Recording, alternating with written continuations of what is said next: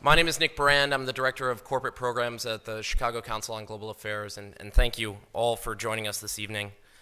I'd like to take this opportunity to welcome George Friedman to the Chicago Council. I believe it's his first time here, so thank you so much for being with us. No place is really pacific for very long. I mean, neither the United States, we have constant wars, okay? Europe will, I suspect, not return to the 31 years, but it will return to humanity. They will have their wars, they will have their peace, they will live their lives. It will not be 100 million dead, but the idea of the European exceptionalism, I think, is the one suffering the first death. There will be conflict. There was conflict in Yugoslavia, and there's certainly conflict now in Ukraine. As to the relationship to the United States, we no longer have a relationship with Europe. We have a relationship with Romania, we have a relationship with France. There is no Europe to have a relationship with. Yes, the gentleman in the fourth row over here. Excuse me. By the way, I'm a subscriber. Thank Is Islamic extremism really the major threat to the United States, and will it die on its own, or will it keep growing? It is a problem to the United States. It is not an existential threat. It has to be dealt with, but it has to be dealt with proportionately. We have other foreign policy interests. So, the primordial interest of the United States, over which for a century we have fought wars, the First, Second Cold War, has been the relationship between Germany and Russia, because united they are the only force that could threaten us, and to make sure that that doesn't happen. If you're a Ukrainian, is essentially reach out to the only country that will help you, which is the United States. Last week, 10 days ago, General Hodges, Commander U.S. Army Europe, visited Ukraine. He announced that U.S. trainers would now officially be coming, not just unofficially coming. He actually pinned medals on Ukrainian fighters, which by protocol of the military is not the way. Foreigners don't get to pin on, medals, but he did, showing that this was his army.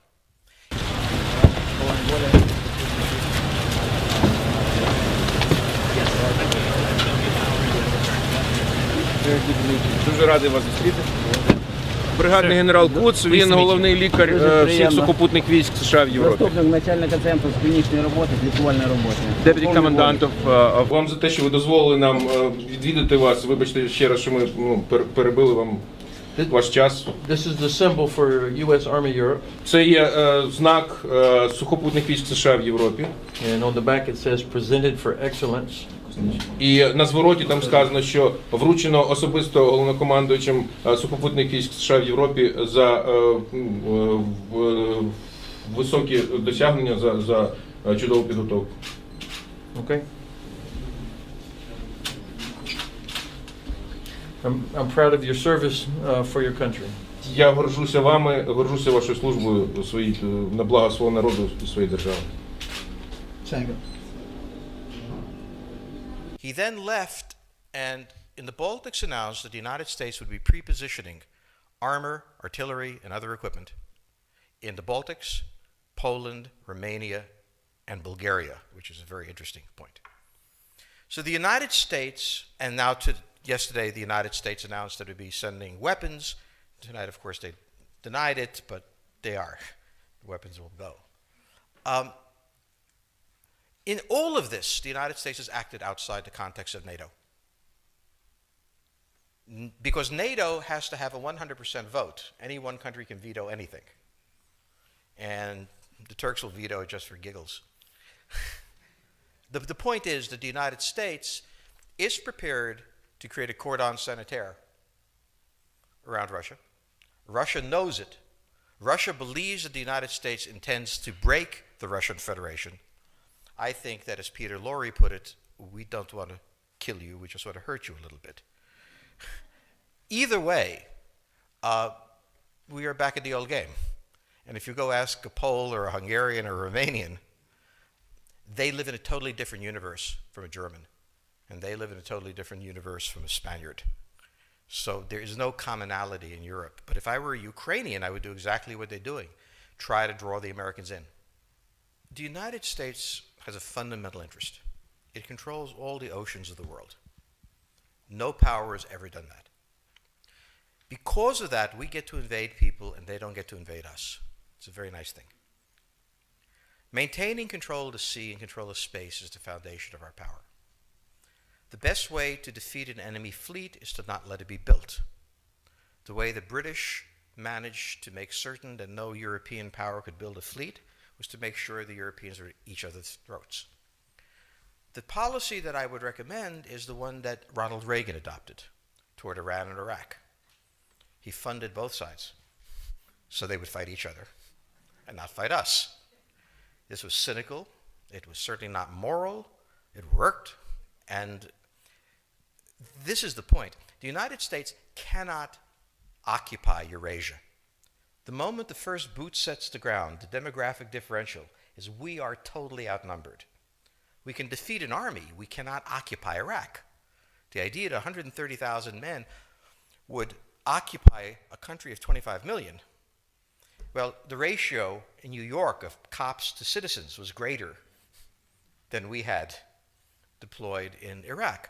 So we don't have the ability to go across, but we do have the ability to first support various contending powers so they concentrate in themselves with political support, some economic support, military support, advisors, and in extremis do what we did in Japan, in Vietnam, in Iraq, and in Afghanistan, spoiling attacks. The spoiling attack is not intended to defeat the enemy. It's intended to throw him off balance. What we did in each of these wars, in Afghanistan, for example, is we threw Al-Qaeda off balance. The problem we have, since we're young and stupid, is that having thrown them off balance, instead of saying, okay, job well done, let's go home, we said, well, that was easy. Why don't we build a democracy here? This was the moment of dementia that came in. The answer, therefore, is the United States cannot constantly be intervening throughout Eurasia. It must be selectively intervening and very rarely. That is the extreme moment. We cannot, as the first step, send American troops. And when we send American troops, we have to clearly understand what the mission is, limit it to that, and not develop all sorts of psychotic fantasies. So hopefully we've learned that this time. It takes a while for kids to learn lessons. But I think you're absolutely right. We cannot, as an empire, do that. Britain didn't occupy India. It took various Indian states and turned them against each other and provided some British officers for an Indian army. The Romans did not send vast armies out there. It placed kings like, various kings it created under the emperor, and those kings were responsible for maintaining the peace. Pontius Pilate was an example. So empires that are directly governed by the empire, like the Nazi Empire, fail. No one has that much power. You have to have a level of cleverness. However, our problem is not yet that. It is actually admitting that we have an empire. So we haven't even gotten to that point where we don't think we can kind of go home and it'll be over and done. And so we're not even ready for chapter 3 of the book. Next question, please. The question on the table for the Russians is, will they retain a buffer zone that's at least neutral?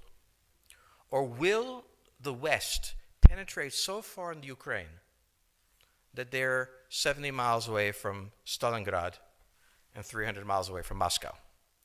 For Russia, the status of Ukraine is an existential threat. And the Russians cannot let go.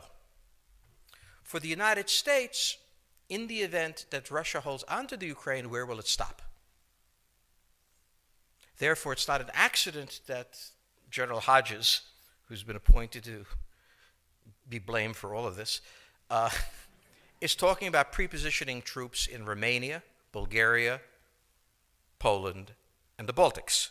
This is the intermarium, from the Black Sea to the Baltic, that Pilsudski dreamt of. This is the solution for the United States.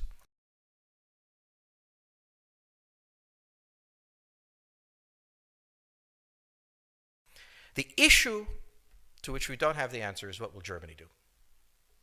So the real wild card in Europe is that as the United States builds its cordon sanitaire, not in Ukraine, but to the west, and the Russians try to figure out how to leverage the Ukrainians out, we don't know the German position.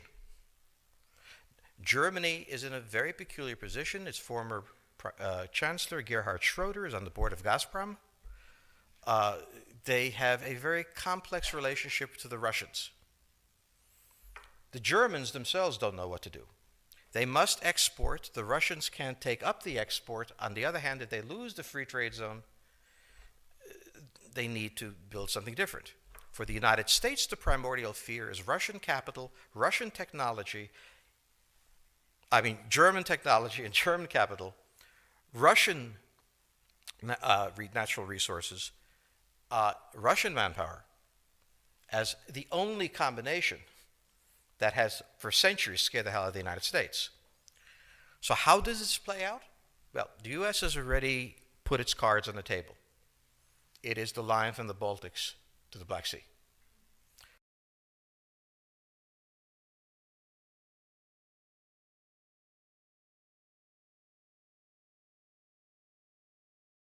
For the Russians, their cards have always been on the table. They must have at least a neutral Ukraine, not a pro-Western Ukraine. Belarus is another question. Now, whoever can tell me what the Germans are going to do is going to tell me about the next 20 years of history. But unfortunately, the Germans haven't made up their mind. And this is the problem of Germany always. Enormously economically powerful, geopolitically very fragile, and never quite knowing how to reconcile the two. Ever since 1871, this has been the German question, the question of Europe. Think about the German question, because now it's coming up again. That's the next question that we have to address. And we don't know how to address it. We don't know what they're going to do. And unfortunately, that's all we have time for this evening.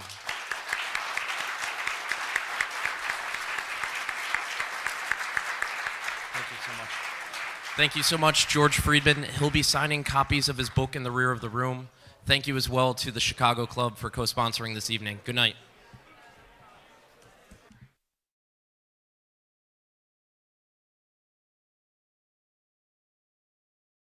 And I also understand that one of the complications is the Europeans, who are very dependent on the Russians for energy supply and business relationships. But they also need to recognize that if Putin is not stopped now, we could find ourselves in a real conflict with Russia down the road. Well, actually, let me jump in right there. Germany, arguably the strongest power in Europe, at least economically. Right. There's been criticism that Angela Merkel and others haven't been aggressive enough. What do you think of that? Do you think Germany's been as aggressive as they should be? I'm quite an admirer of Chancellor Merkel, and I heard her statement when she was with President Obama in Washington. I thought it was a very good statement. But now we need to have tougher sanctions, and I'm afraid at some point this is going to probably have to involve oil and gas. The Russian economy is vulnerable. 80% of Russian exports are in oil, gas, and minerals. People say, well, the Europeans will run out of energy. Well, the Russians will run out of cash before the Europeans run out of energy. And I understand that it's uncomfortable to have an effect on business ties in this way. But this is one of the few instruments that we have. Over the long run, you simply want to change the structure of energy dependence.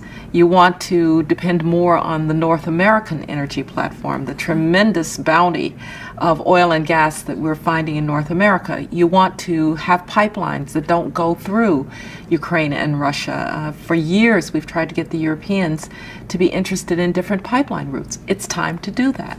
And so some of this is simply acting, and acting as quickly as possible.